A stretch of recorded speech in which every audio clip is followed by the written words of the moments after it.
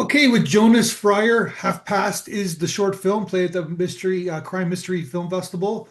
Really interesting film. Nice mix of genres. You got some comedy, crime, drama, a little bit of experimental going on, if I dare say. Good job. So this was done at Northeastern University.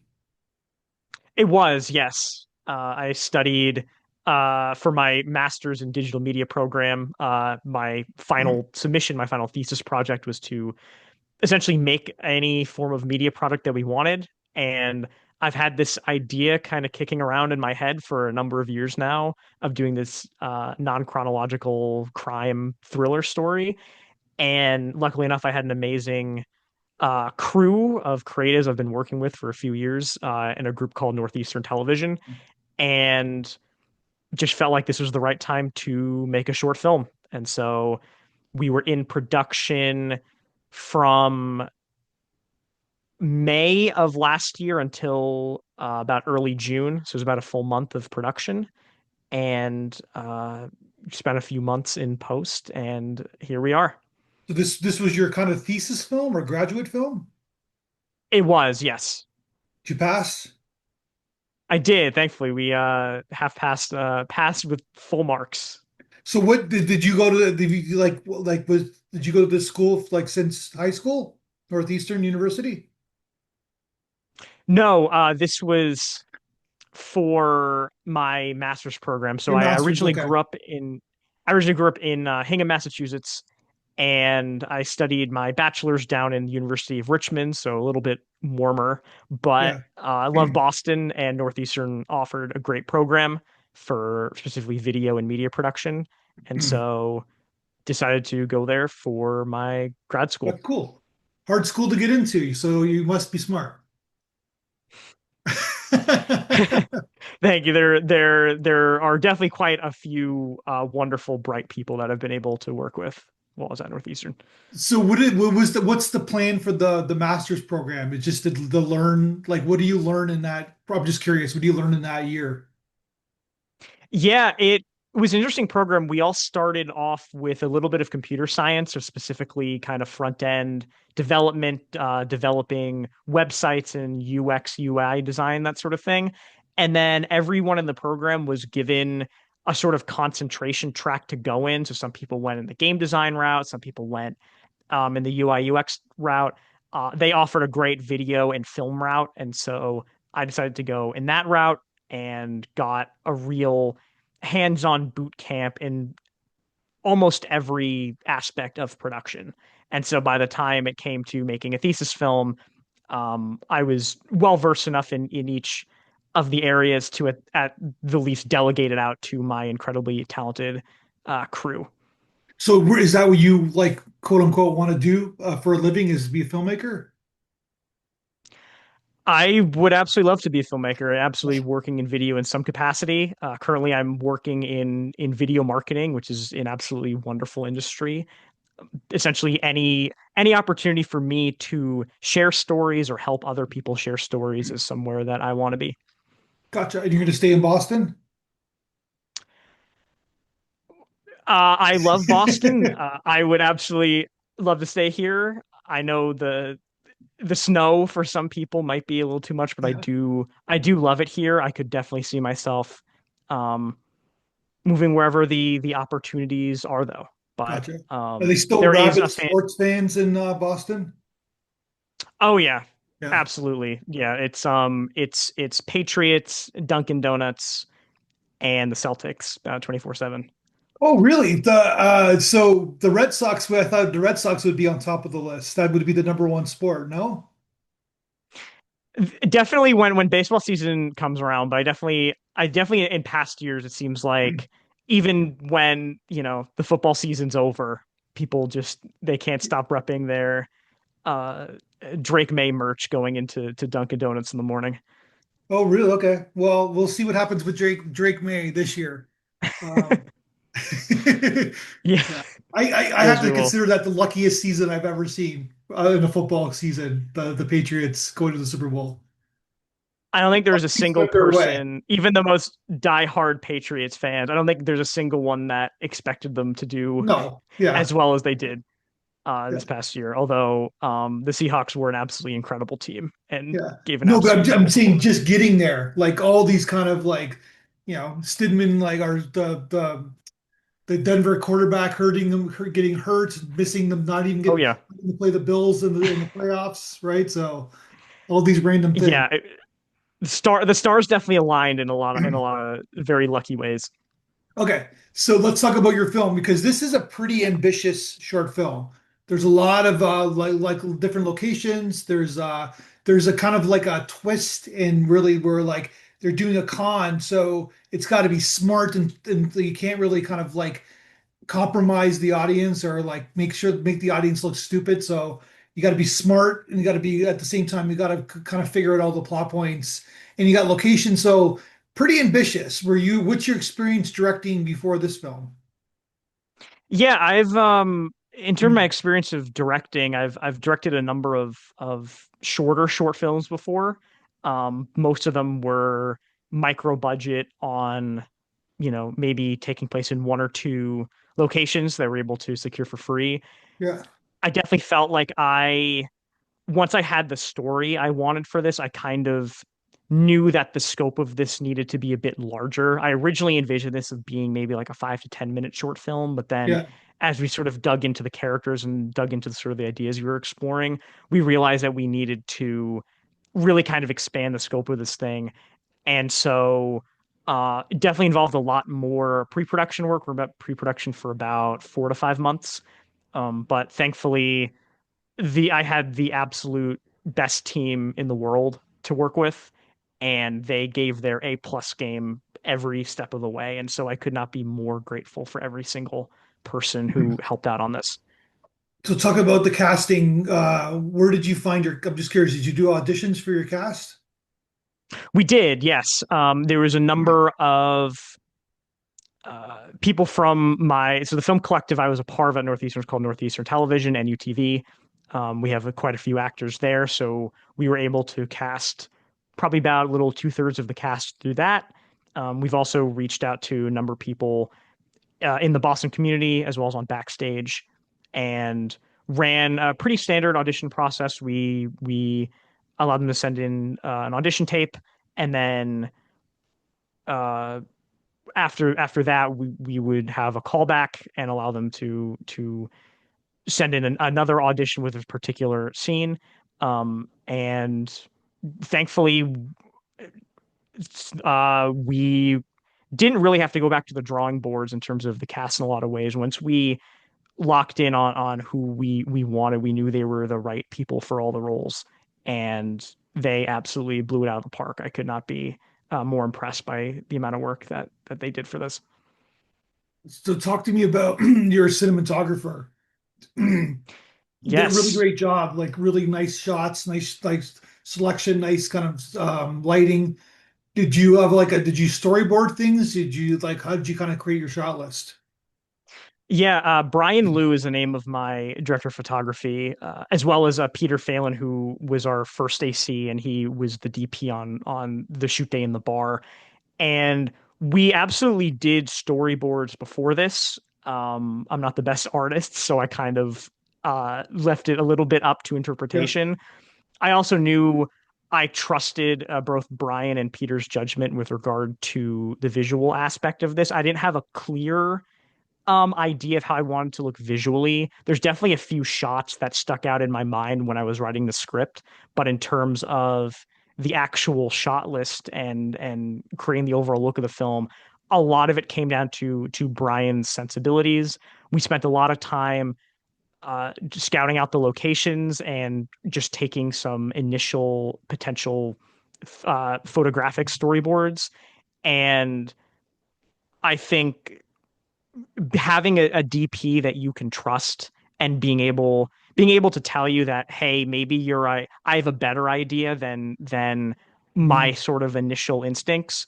um I think really helped out. I think a lot of my initial ideas for the shots looked a little, I would say the word samey, But what Brian and Peter brought to the table was an incredible variety of shots, long shots, close-up shots, moving shots, tracking shots. And so they created a visual style that felt both dynamic, but also felt cohesive in a way. And so, yeah, they were just absolutely phenomenal every step of the way. And yeah, I also got to give credit to Brian because there were a couple days when a lot of the shots we had were on shoulder rig, and he had it on his shoulder the whole day, almost like 6 to 8 hours straight. And we even offered to let him take a break, and he's like, "No, I got this. We can Mhm. keep pushing through." So, again, it comes down to the team of creatives that you have, and I just had the absolute best one. Well, you got that sh the shot in the hotel room. That's definitely on a rig, right? But at the same time you have a lot of because they add the tension to the scene, which is great. But you have a lot of kind of like standalone tripod shots. You can tell like where you kind of just Yep. like a lot of long shots in the film, kind of giving the like obviously at the bar you have some long shots there, and then even at the on the elevator shot scene. So it seems like you Hmm. kind of gave your actors a lot of kind of room to tell the story without moving the camera too much. Absolutely. With regard to kind of our shoot days, we planned it out so we did most of the static wide shots first. And we did this specifically so that we could run a lot of the scene through from start to finish.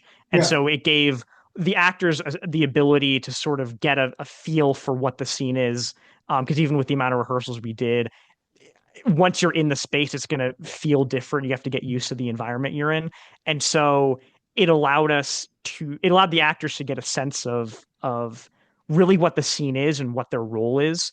But it gave them the leeway to try out some improvisational stuff. And thankfully, my cast is so funny and they're just so witty and they worked so well off each other that a lot of the shots that we planned to just kind of be almost like a practice shot and we let them improv, they ended up getting into the film because my actors just did such an amazing job. So you want to, in terms of plotting, like in terms of tone and plotting, you do have it Yeah. like you do kind of add a little comedy to the film, I guess, right? Yeah, it was important with regard to specifically this story. We wanted it to feel as grounded and lifelike as possible. And the funny thing about life is that it often can change genres in a single moment, and often it kind of defies genre. It can be serious, it can be sad, it can be silly all at once. And so we really wanted to make sure that these characters in the world they were in were rounded out in a way that felt believable, and that also kept people on their toes. That in when being introduced to each new scene, you weren't exactly sure what tone it was going to be or who these characters were going to be that you're introduced to.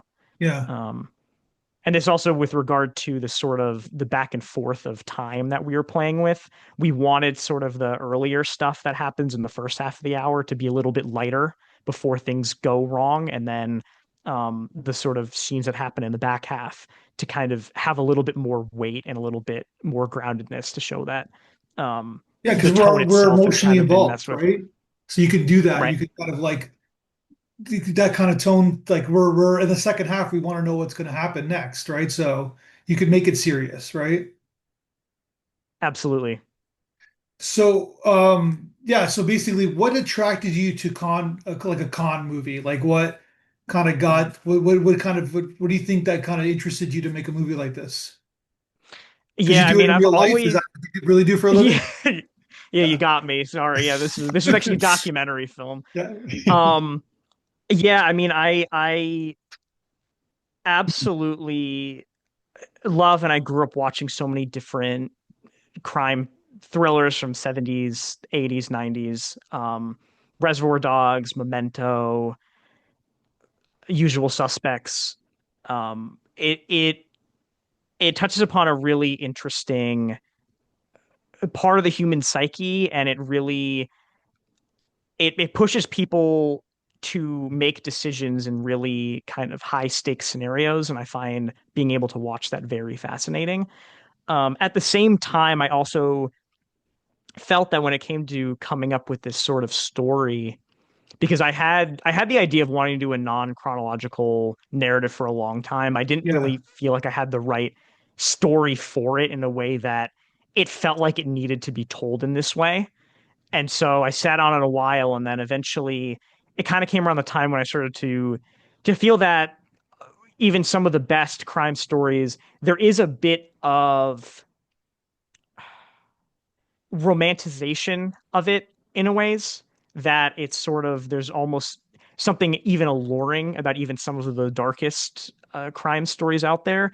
And so I really wanted to try to explore how can we show this in the most kind of realistic and grimy light Mhm. possible, um, and essentially put these characters on a journey where in the beginning, especially this with regard to the main character of H, she's re-entering this world to try to find some sort of meaning, and and where the story goes, it kind of shows that this is not a world that really anybody should be in, and so um, very much wanting to respect the other Yeah. crime thrillers that I grew up watching, but also trying to put a unique taste on it so it's not just kind of repeating some similar ideas that you've seen before. Yeah, exactly. But we haven't had a good con movie in a while, like in the Hollywood kind of realm. I Hmm. can't remember the last one, but yeah. Do Yeah, you maybe remember? Or, Ocean's 14 soon. well, yeah. When was Ocean's 11? Like 2008, 2007? Yeah. It's been a minute for sure. Yeah. Yeah. I guess they're making the fourth one now, right? Yeah. I hope so. Those are great.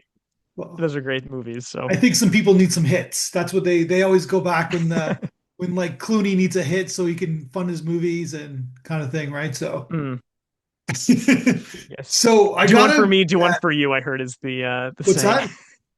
Do one for me and then one for the audience is what Yeah, I've heard is yeah. the saying. That's what they do. Yeah, because you need to have like some sort of it's supply and demand, right? You have to have demand. If you don't have demand, then they're not going to give you any money to make a film, right?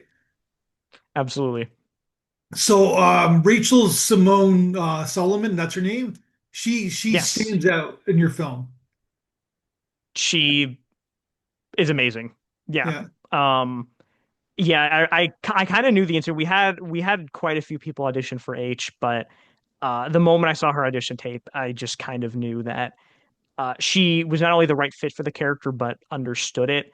Because I wanted H to be a character where there's definitely a duplicity there. There's duplicity with all the characters in this film, and I think that's Mhm. one thing that all the cast members do. But particularly with her, I wanted to have a clear delineation between what she's saying to other characters and kind of the world that she's experiencing internally. So that she kind of has this internal conflict that she is clearly battling, but not really revealing it to the other members of the cast. And I mean, Rachel absolutely her line delivery is absolutely phenomenal, but her being able to act through just her body language and her facial expressions alone, um, you just get the sense just from some static shots of her thinking that this is a character and this is a person that has an entire universe inside her head that she's dealing with. And so she was able to bring that every single day. And there were some very long shoot days and doing the same shots over and over and over again, 9, 10 takes for some of them. But she brought her A+ game to every single shot. So this film would not be anywhere near the same product if it wasn't for her contributions. Well, she's also the actor that kind of is if there's the lead, she's the lead in the film, I guess, right? Absolutely. Yeah, she's the only character I believe that is in every single scene. Yeah. And you kind of finish the movie with her too, with her kind of emotion too, right? So, Right. Yeah, we wanted it was that was actually one of the few shots that was actually my creation, not Brian's, was in terms of the chronological order of things, we wanted the first shot to be a close up of her looking at her phone, and then the last shot to also be a close up of her and kind of showing just this journey that she went on in this hour, Eating her lollipop eating her or lollipop. Yes, yes, sucking. I guess you yes. don't eat a lollipop, you suck on your lollipop. Yeah. I felt really bad because that was a real, I think at that point that was 3 in the morning. We'd been in this parking garage for about 6 or 7 hours at this point, and just for time reasons, she was okay with it, but it was the same lollipop each take that she would rewrap, so she had to constantly take it out, pop it back in her mouth, and then put it back in her pocket, which was definitely not fun. But she was incredible and didn't let it affect anything. Yeah, her that last shot I've gone back to quite a few times and thinking like, wow, like even as someone who wrote this, she was able to add even more ideas that weren't even there on the page in the first place. So talk to me about post-production then, your sound design and then working with your editor. Did Yeah, you take a long time to do it? Like what was the process? we did. I'm trying to think the exact timeline. Post-production started. So first off, because nothing can ever go to plan, as Murphy's Law states, we had about a month of just dealing with storage issues. There's a point where we almost lost all of our footage. And thankfully that was able to be saved. Um, Post production, I think, was around, it was July, and then I think we got the final pass around late October. And so, with regard to the main editor, I was actually the main editor and sound editor on this. And then, with regard to the other people in the process, we had Tejas Marulkar, who did the color grade and the VFX. He was also the chief lighting technician, and so that was very helpful in that he even understood going into the shots because he was there on set of, okay, what are the highlights, what are the parts we need to bring up. And that was another thing where I kind of went in with sort of an idea of a visual style where I wanted certain scenes on one timeline to be a bit warmer, certain scenes to be a bit colder, but I kind of left it up to his own judgment. And because of this, he was able to, I mean, really transform some grimy spaces into really visually striking ones. I really look at the garage scenes as being ones that when we were filming it, and even just looking back at the dailies, thinking, okay, we're putting a lot on the actors to make this look visually interesting in some way. But what Tay just did in terms of making it bring out the kind of lighter colors, bring out the blues, but also Yeah. giving it this kind of grimy sewer look. That was all him, and it completely transformed them into some of my favorite scenes. And I also need to shout out Hunter Swanson, who actually played. He also played Danny, the housekeeper in this. He fully composed all the music. He did it in the span of a week, and he actually wrote the lyrics of the song that P is listening to in the bathroom. And those lyrics of the song actually are a really good explanation of what's going on in H's head and kind of her motivations. That Yeah. was all Hunter's idea. And he fully composed everything. He played every instrument. And just hearing the leitmotifs that he put in there, the music itself is a character in this. And I remember I was literally jumping up and down and like jumping across chairs when putting the music in because he did such an unbelievable job on the music for it. It really brings a lot of the scenes to life as well. So had a really fantastic post-production team. So what's next for you? Are you gonna, I know you have the job. Are you gonna make more films? Absolutely, yeah. I'm currently assisting on sound and editing with a number of my friends' projects, many of which were crew members on Half Past. And yeah, currently in the early stages of pre-production on a few more projects of my own. So I was on So your stay website tuned. and you got a lot of films you're promoting there. And it looks like I think you want to do a feature, right? That's eventually your next goal down the line. It is. It Yeah. is. Yes, I have. there's actually been an idea I've been kicking around for I think even longer than half past that I think is finally starting to feel like the time that is ready to unveil it to the world. So Is as long as as long as I have just as an incredible team as this time around, I know it will be a great and worthwhile experience. is this film is there a bigger story with this film? In terms of what happens with some of the No, I mean, is there characters, like could you're you asking? would you want to make this into a feature? Would you want to stretch it and make it into a feature? I'll say is I've considered it, Yeah. and yeah, I definitely think that if there we wanted to expand the story or even continue the story of certain characters, we intentionally kind of left a lot of things open ended at the end, in Mhm. case that Yeah, opportunity exactly. arises. Yeah. Yeah. Okay.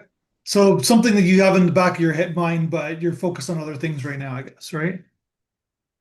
Absolutely. Yeah. Yeah. I want to make sure my incredible crew members, they're all off making projects of their own that are all absolutely fantastic. So I want to Yeah. make sure I can help them bring their projects across the finish line because they did such an unbelievable job on this one. Cool. Well, man, I wish you the best of success on the festival circuit with this one. And then why don't we talk when you make your next film? Sounds like a plan. Thank you Thank so much you. for having me on.